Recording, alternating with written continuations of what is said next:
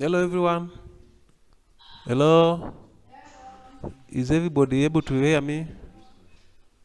Can you hear me?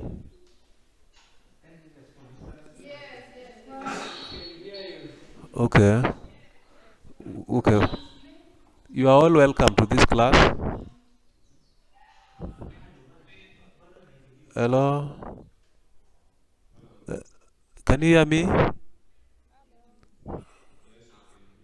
Okay. Well, you are all welcome. I can hear you too, and I can see each one of you in the screen. Now, before beginning anything else, I wish to call the class to order and take a roll call. I can see Mr. Kalisa Zubuya, Daniel Nyairo, Oliver Kwach, Sabina Bitok. Thank you. Okay, thanks a lot for your presence. We are now starting our lesson.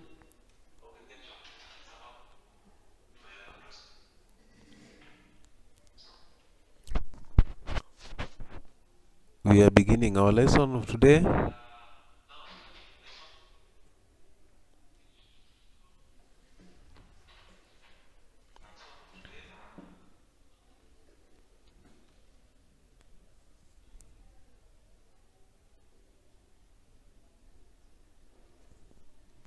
Just a minute.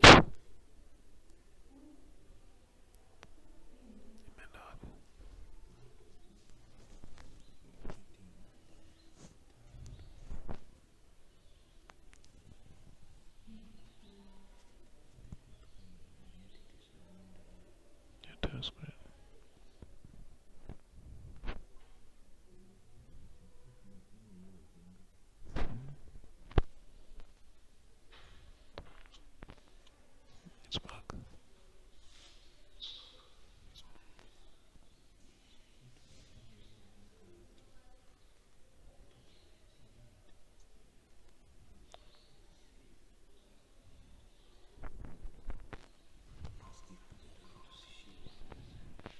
Can you be able to see my screen? Okay. So today we want to learn about laboratory animal husbandry. Once again, I'm to take you through laboratory animal husbandry, and we'll be in a position to know what a laboratory animal is. Uh, Laboratory animal refers to any vertebrate animal that is traditional laboratory animal, agricultural laboratory animal, wildlife or aquatic species produced for or used for research, testing, or teaching. Now we shall begin with the rabbit as one of the laboratory animals, and we are saying that laboratory rabbits are descendants of the European wild rabbits, and of the scientific name Oryctolagus caniculus. Uh, the laboratory rabbits belong to the family Leporidae, and when we look at the rabbit scientific classification, beginning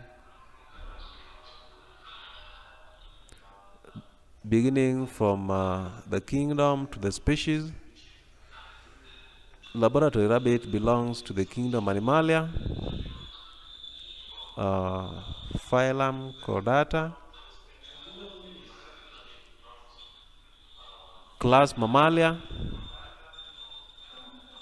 order Lagomorpha,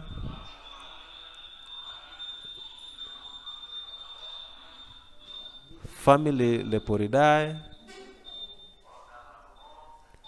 genus Oryctolagus, and the specific name being caniculus. So the scientific name of laboratory animal, laboratory rabbit is referred to as Oryctolagus caniculus. Let's proceed to the importance of rabbits as a laboratory animal. Now, rabbits are commonly utilized species for experimental ophthalmology. That is the use of rabbits in vision research. 2, laboratory rabbits are also used in antibody research and production. And the popularly used rabbits lack relevant genes to produce antibodies relevant to humans. This means scientists have to introduce necessary genes to allow the rabbits to produce polyclonal antibodies after being immunized. The third function or importance of rabbits as laboratory animals is that they are used as models for studying atherosclerosis.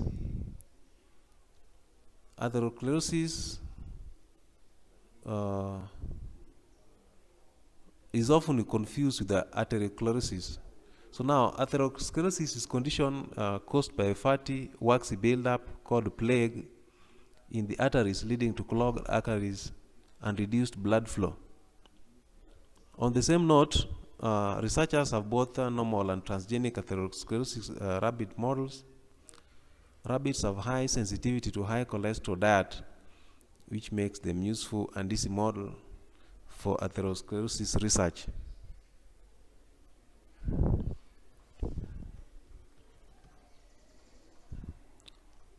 The second animal we wish to look at is a laboratory mouse. A laboratory mouse or lab mouse is a small mammal of the order Rodentia, which is bred for scientific research of feeders for certain pests. And the commonly used lab mouse is known as the Mus musculus. Let us now also look at the importance of mouse as a laboratory animal. A mouse is a preferred animal model for biomedical research due to their anatomical, physiological, and genetic similarities to humans. 2 is that the use of mice provide advantages related to the wealth of genetic information available to scientists.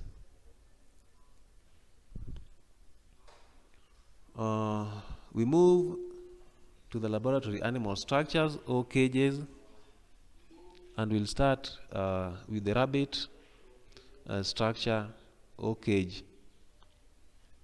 A hatch is a type of cage used typically for housing a domestic rabbit, and we'll begin with the materials used or required in a rabbit hatch. The materials used should be easy to clean, water resistant and clean. The front part of the cage should be preferably made of wire mesh to allow rabbit to see approaching bodies to eliminate fear responses. And the material for cage wall may be solid or plastic. Now the floor area, a minimum clear area of 2 square meters should be provided per rabbit. An overall minimum floor area of 75 by 80 square centimeters per rabbit should be provided. The height of the cage should have a minimum height of 100 centimeters.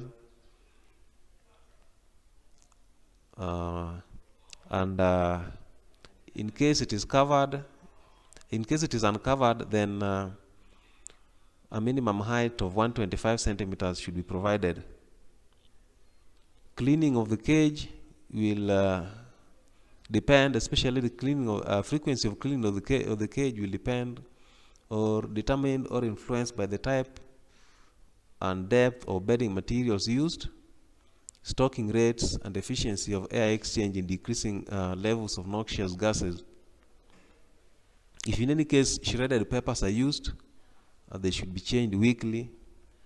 And finally, the whole cage should be washed and disinfected at least once in a month. Now, for the case of the mouse structure, unlike the rabbit structure, we shall have a minimum size for the cage at 18 inches lengthwise, 12 inches widthwise, and the height of a mouse cage should be at least 12 inches high. The floor space of a mouse structure, we should have 2 mice at least 80 by 50 centimeter floor space, and the height of the cage should be 50 centimeters. Can you hear me? Yes.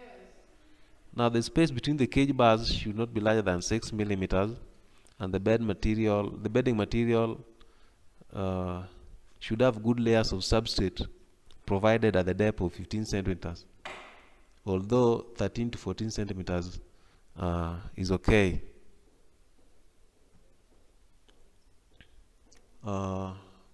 There are two different pictures of the same size of a rabbit's cage, I mean a mouse cage, and you can look at them. If you look keenly into them, you shall also see mice in them. That brings us to the end of this lesson. Thank you for your attendance. Any question? No question. Thank you.